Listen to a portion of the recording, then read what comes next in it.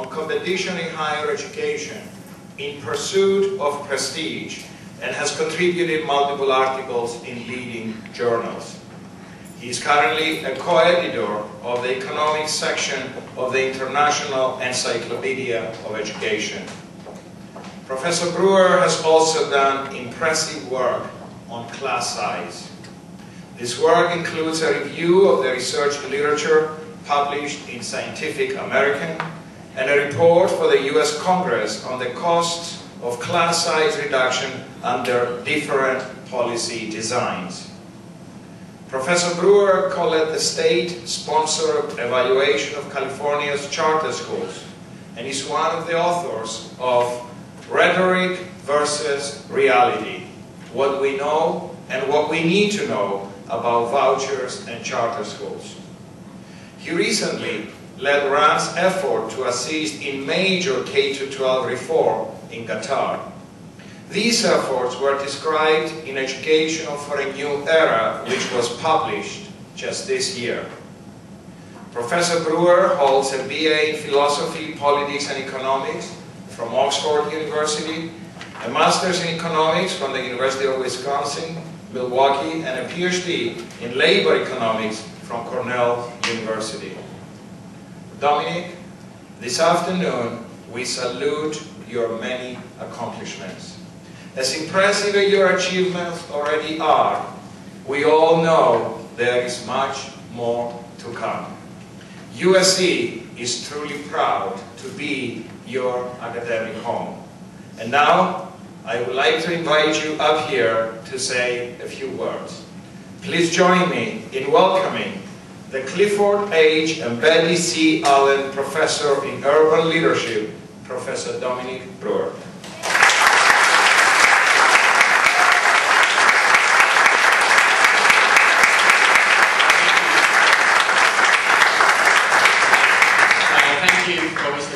And Dean Gallagher for the introduction. You know, despite my accent, I am actually quite a modest guy, and this is very overwhelming, but it's so great to be here with so many family and friends, faculty, staff, and students.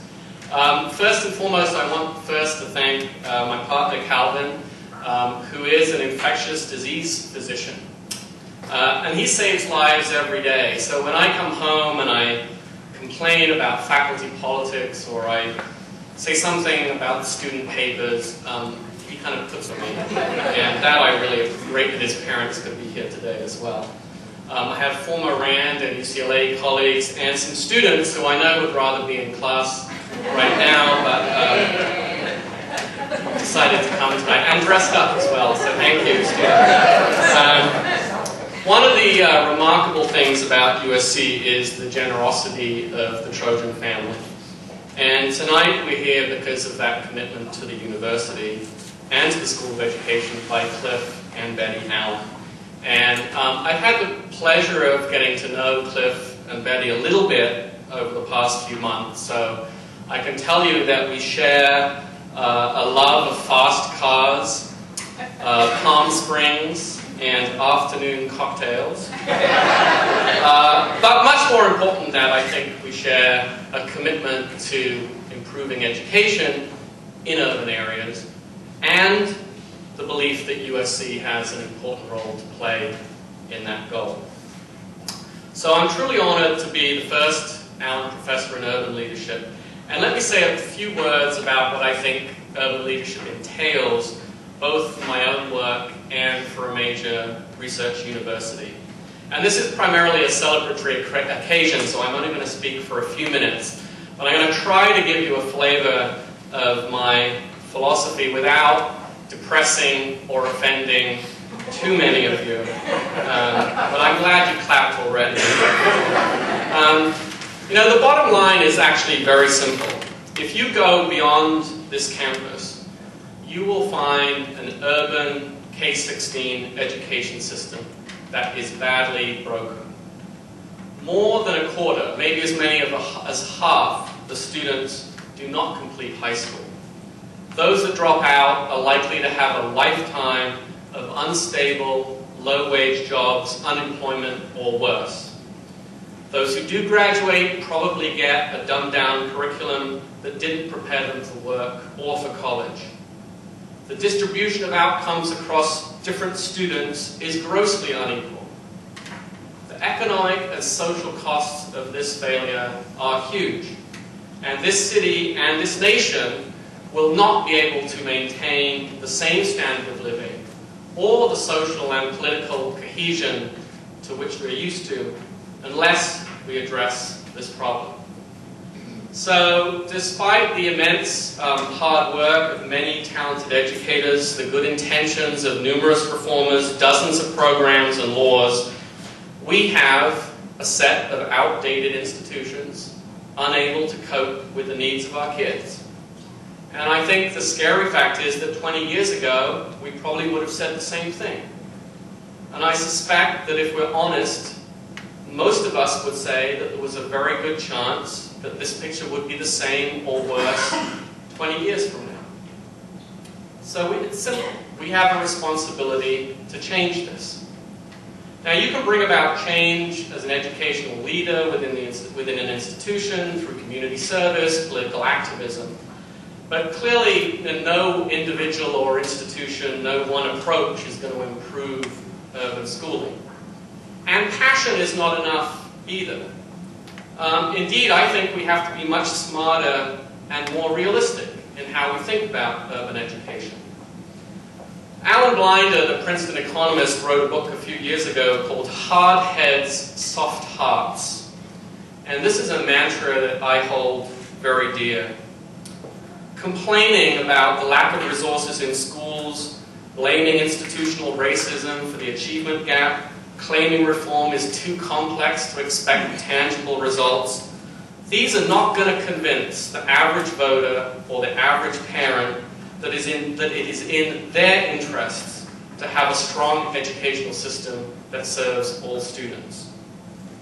So we have to understand the incentives that face the key actors in our schools, design ways to change those incentives, and be aware of the unintended consequences that our reforms often have.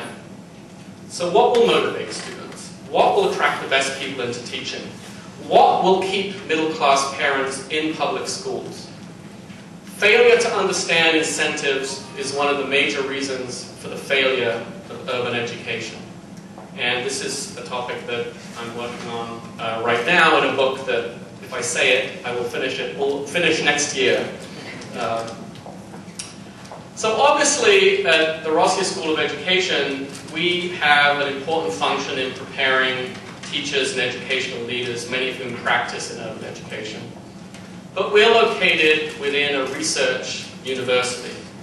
So it's our responsibility to determine how can we help improve urban education through our scholarship.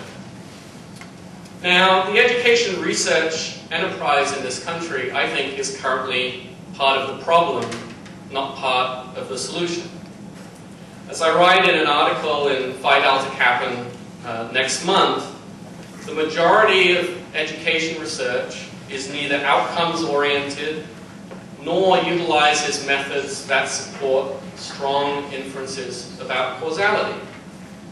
The result is that the proportion of education research that meets accepted scientific standards is small, and the research base for decision makers is very thin. I cannot list 10 treatments that have been definitively shown to boost overall levels of student achievement or close the achievement gap, let alone supply a blueprint of how to implement those treatments on a large scale. If education research continues in this vein, it cannot contribute to improving urban education. Now, the reasons for this situation are obviously complex. The status of education as a discipline, the relatively low levels of research funding for education, particularly compared to health and engineering, the fragmentation of research consumers who are nested in a public monopoly, and lack of strong methodological training among researchers. So we as a single school cannot single-handedly transform the utility of education scholarship. We can, however, make a concerted effort on a number of fronts, and let me mention four that I believe. First, our scholarship must focus on impacts. Too much of what we do is motivated by ideology rather than empiricism, and it focuses on process and context at the expense of outcomes. We need to understand what works. As a research institution, we must be unflinching in our demand for evidence on the impact of reforms, using the highest standards of academic rigor. In the long run, we will not help students if we back away from this central requirement. Second, we should be a school of education, not a school of the status quo. In other words, I think we should view the clients of our research as the students in this city, in other cities in the country and around the world. Not the institutions, not school districts, teacher credentialing agencies, unions, or any other institution that currently provides schooling. If existing institutions fail to provide the right outcomes, our scholarship should not be afraid to say so. And it should be directed towards understanding how to change those institutions. We need to explore the nature of innovation and identify the levers through which it can be fostered. I'm particularly proud that at the Rossier School of Education, we are already among the leaders of work on entrepreneurship in education, charter schools, and non-traditional providers. And we need to expand this work further. Third, our research must recognize that students are nested within families and communities. And these have a larger impact on life outcomes than schools. A modern school of education should not be threatened by this fact. Our scholarship cannot be within a narrow paradigm that focuses on pedagogy and curriculum in classrooms. It must go beyond simplistic notions of race and economic status to explicitly recognize the interrelationships among employment, housing, health, crime, the environment, and so on. We must connect with neuroscience, the medical school, social work, and other disciplines. That should be the hallmark of a modern school of education. And fourth and finally, our research must be global. More than half the world's population, I read in the newspaper on Sunday, is now urban, more than half. We should actively learn from other countries. In the 4 years before I came to USC, I visited schools in more than a dozen countries on 4 continents. And I learned more about cultural change, education reform, and policy making than I ever have in my work in the US.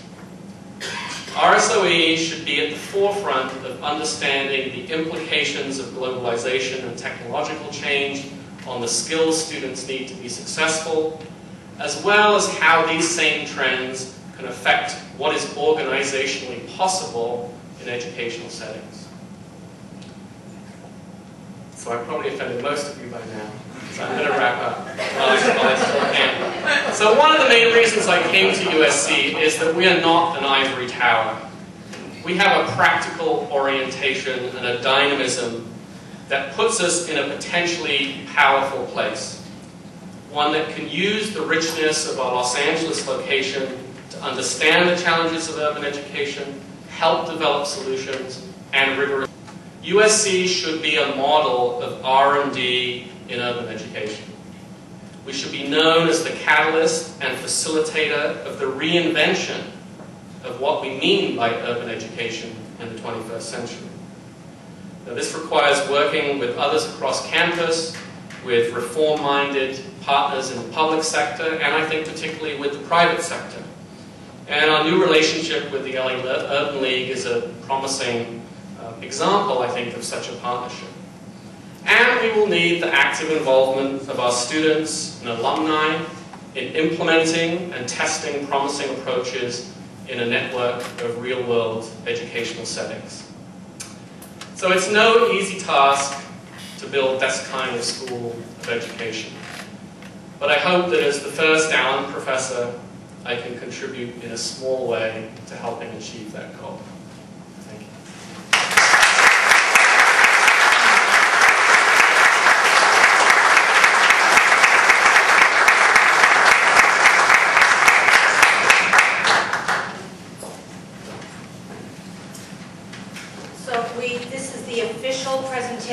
of the Allen Professorship Chair for Dom. And as I said in my earlier remarks, some schools present little miniature chairs. We believe the real thing, something you can actually sit in his office.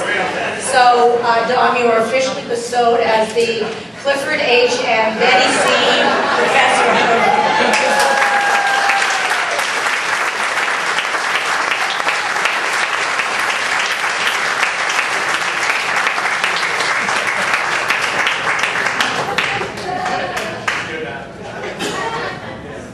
Have something for Cliff and Betty, and I'm going to take it over to Cliff. But what we have is a plate that says, with appreciation for your generous support, USC Rossier School of Education, Clifford H. and Betty C. Allen Professorship in Urban Leadership, November 29th, 2007.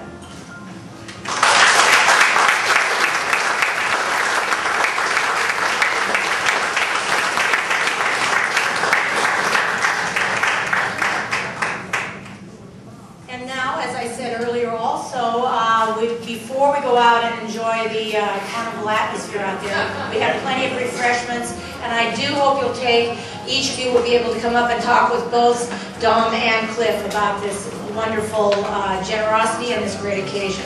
Thank you all so much for coming today. Good night.